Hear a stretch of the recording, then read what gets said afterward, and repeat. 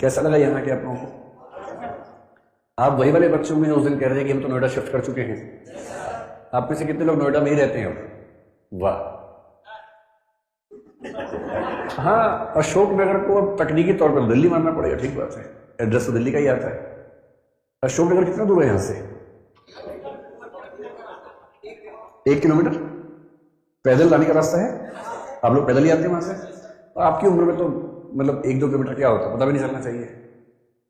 और 1 किलोमीटर का मतलब है कि मैक्सिमम आपको 10-11 मिनट लगते हैं जाने में, 10 से 15 मिनट मैक्सिमम है ना। अगर आपकी स्पीड मतलब 6 की स्पीड थोड़ी ज़्यादा होगी और 5 की भी स्पीड अगर हो तो 12 मिनट नहीं जाते होंगे। तो अगर मुझसे कोई पूछे नया बच्चा या उसके पेरेंट्स की हमारे बच्चे को नोएडा में पढ़ना, वो कहाँ रहे, तो क्या मैं उसको न्यू अशोक नगर बोल सकता हूँ? अच्छी जगह है। तो जो बच्चे न्यू अशोक नगर में नहीं रहते वो कहाँ रहते हैं? 15 में। 15 का मतलब कोई खास गांव का नाम है या क्या है वो? सेक्टर 15 तो ये है, मैं जानता हूँ, लेकिन अच्छा ABCD ब्लॉक्स, क्योंकि नोएडा में क्या है कि जो मेन रोड्स हैं वो तो सेक्टर्स में डिवाइडेड है। उसके एकदम पीछे जो पुराने गांव हैं वहाँ बहुत लोग रहते हैं, वहाँ पर बहुत सारे पीजी चलते हैं। तो मैं अनुमान करता हूँ कि सेक्टर 15-16 में भी बहुत सारे ऐसे एरिया होंगे जहाँ पीजी चलते होंगे। अब उनका नाम क्या है, सेक्टर है या गाँव के नाम से, ये मुझे नहीं पता था। तो सेक्टर के नाम से आप बता रहे हैं। तो सेक्टर 15 में कितने बच्चे रहते हैं आप में से? अच्छा, सेक्टर 15 और न्यू अशोक नगर में सस्ता कौन सा पड़ता है? न्यू अशोक नगर है। तो एक बार फिर से मैं आप लोगों का धन्यवाद अदा करता हूँ कि आप लोगों ने, असल में कल मैं दिन भर यहाँ पर था नोएडा में ही, 4 महीने से हमारी टीम काम कर रही थी यहाँ। और करोल बाग में पिछले कुछ दिनों में जो बच्चों की संख्या थी उसको देख के हमें अंदेशा था कि बच्चे हैं कहाँ, वो जो एक ज़माने में नेहरू विहार में थे वो हैं कहाँ। करोल बाग तो आते नहीं थे, मतलब कितने आते थे उसके आधे या उससे थोड़े कम। नेहरू विहार मुखर्जी नगर में बच्चे दिखते नहीं थे, वहाँ के लोग बोलते हैं आजकल बच्चे दिखते ही नहीं। हमें लगा गए कहाँ, करोल बाग में भी नहीं आ रहे, नेहरू विहार में दिख नहीं रहे हैं। तो हमने इसी भ्रांति में 4 दिन पहले वहाँ जब क्लास रखी, ज़्यादा बच्चों को बुला लिया, लेकिन उस दिन मुझे समझ में आया कि नहीं, बच्चे हैं आसपास कहीं ना कहीं छुपे हुए हैं, लेकिन वो हैं, समय होने पर वो निकल के आते हैं अपनी अपनी गुफाओं से बाहर। जैसे कुंभ के मेले में बहुत लोग गुफाओं से निकल के आते हैं, कुंभ में नहाते हैं फिर लौट जाते हैं। अब ऐसे कल हम जब यहाँ आए तो हमारी टीम बड़ी पसोपेश में थी कि बच्चे नोएडा आना पसंद करेंगे या नहीं करेंगे मुखर्जी नगर से। तो मैंने कहा आना ही चाहिए, क्योंकि करोल बाग में तो कोई बच्चे नहीं आ रहे, तो हम ये मान सकते हैं कि नोएडा में आना चाह रहे होंगे। पर हम ये मान के चल रहे थे कि जितनी यहाँ की क्लासरूम की स्ट्रेंथ है, ये सेमिनार रूम है, बाकी क्लासरूम थोड़े छोटे यहाँ पर है, तो हमने ये मान लिया था कि लगभग 50% के आसपास बच्चे आएंगे।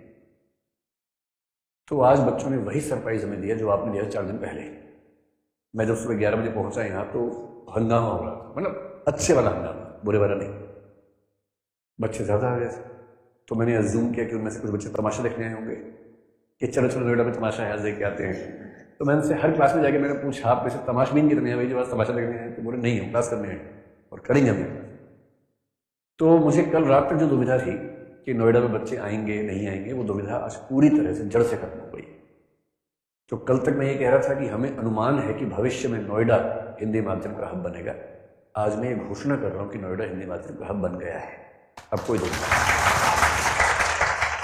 कोई दूर दूर तक दुविधा नहीं। मतलब जिस क्लास में नेहरू विहार में मान लीजिए 200 बच्चे आते थे, करोल बाग में 100 रह गए, उसमें आज 350 बच्चे आए हुए। अनुपात बता रहा हूँ, परसेंटेज लोग समझ सकते हैं। तो हमें अब दुविधा खत्म हो गई है और हम पूरी मुस्तैदी से अभी कम से कम 15-20 दिन तक मैं भी रोज़ यहाँ आऊँगा, हमारी पूरी टीम आएगी, मैनेजमेंट की भी। और कोशिश ये रहेगी, क्योंकि जब कुछ नया सेंटर बनता है ना तो उस दिन एक शब्द है अंग्रेजी में टीदिंग इश्यूज़। टीदिंग इश्यूज़ का मतलब ये जब बच्चे के दांत आने लगते हैं ना, बहुत खुजली होती है उसको दांत में, दांत तो आए नहीं, खुजली का हो रही है, जहाँ से दांत निकलते हैं वहाँ खुजली होती है। तो वो जो चीज़ मिलता है मुंह के अंदर रख के रगड़ने लगता है क्योंकि खुजली हो रही है, तो उसको प्लास्टिक की चाबियाँ देते हैं, प्लास्टिक के छल्ले देते हैं कि उससे रगड़े, क्योंकि वो तो कुछ भी चाकू लेगा उससे रगड़ देता है। तो इसको बोलते हैं टीदिंग इश्यूज़, थोड़ी परेशानी शुरुआत में। तो अंग्रेजी का मुहावरा है कि जब भी आप कुछ नया शुरू करते हैं तो वहाँ टीदिंग इश्यूज़ आते हैं। तो टीदिंग इश्यूज़ यही है, जैसे मार्केट में रखा हुआ था क्योंकि पहली क्लास है। तो 2, 4, 5, 7 दिन में यहाँ चीज़ें उतनी ही स्मूथ हो जाएंगी जितना नेहरू विहार में थी। पीजीज मेरा अनुमान है कि जैसे वहाँ थे वैसे यहाँ भी होंगे ही। मुझे ये पता लगा कि यहाँ के पीजीज में खाना भी देने की व्यवस्था होती है, शायद वहाँ पता नहीं ऐसा था या नहीं था। लेकिन जो फीडबैक मेरे पास अब तक है वो ये कि पीजीज के मामले में अगर 19-20 भी है तो यहाँ 20 ही पड़ेगा, 19 नहीं पड़ेगा। और यहाँ क्योंकि सॉफ्टवेयर इंडस्ट्री में काम करने वाले लाखों लोग यहाँ रहते हैं तो उनके लिए पीजीज बनते हैं बहुत सारे नोएडा में, और वो पीजीज थोड़े से बेहतर बनते हैं। एक तो यहाँ ज़मीनें सस्ती हैं, दूसरा डिमांड बहुत ज़्यादा पीजीज की है, ज़मीनें ज़्यादा हैं, तो यहाँ थोड़ा स्कोप ज़्यादा है, वहाँ स्कोप कम था। छोटी सी बिल्डिंग थी 25 गज की, उसी में 4 फ्लोर है 5 फ्लोर है, तो थोड़ा सा मुश्किल था। तो मेरा अनुमान है, बाकी आपको डिसाइड करना है। हमारी तरफ से आप यहाँ क्लास करें, करोलबाग में करें, हम अपनी जिम्मेदारी से पीछे कहीं नहीं हटेंगे। लेकिन जो बात मैंने आपसे उस दिन भी कही थी, आज फिर दोहरा रहा हूँ, हमारी नज़र में हिंदी माध्यम का मुख्य कार्यालय और मुख्य सेंटर कौन सा है? नोएडा है, और अंग्रेजी माध्यम का करोलबाग।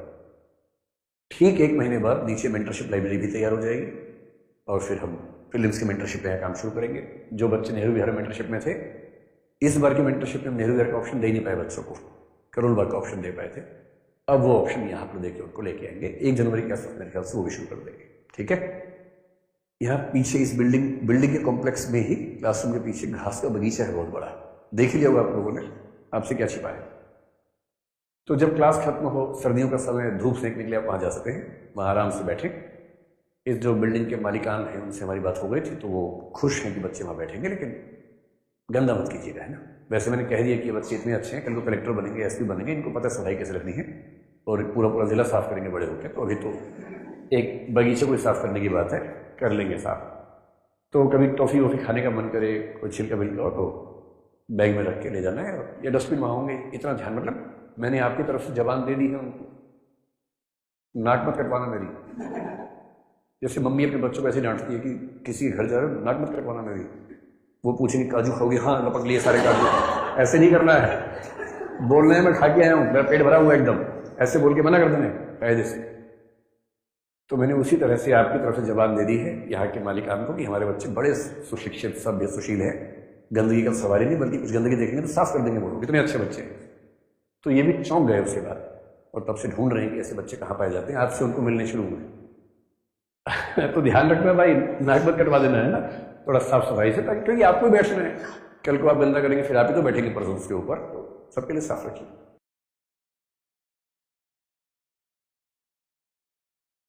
तो आज बच्चों ने वही सरप्राइज हमें दिया जो आपने दिया 4 दिन पहले। मैं जब सुबह 11 बजे पहुंचा यहाँ तो हंगामा हो रहा था, मतलब अच्छे वाला हंगामा, बुरे वाला नहीं। बच्चे ज्यादा आ गए थे, तो मैंने अज्यूम किया कि उनमें से कुछ बच्चे तमाशा देखने आए होंगे कि चलो चलो नोएडा में तमाशा है, आज देख के आते हैं। तो मैंने से हर क्लास में जाके मैंने पूछा, आप में से तमाशबीन कितने हैं भाई जो आज तमाशा देखने हैं? तो बोले नहीं, हम क्लास करने आए और करेंगे हम यहाँ क्लास। तो मुझे कल रात तक जो दुविधा थी कि नोएडा में बच्चे आएंगे नहीं आएंगे, वो दुविधा आज पूरी तरह से जड़ से खत्म हो गई। तो कल तक मैं ये कह रहा था कि हमें अनुमान है कि भविष्य में नोएडा हिंदी माध्यम का हब बनेगा। आज मैं ये घोषणा कर रहा हूं कि नोएडा हिंदी माध्यम का हब बन गया है। अब कोई दुविधा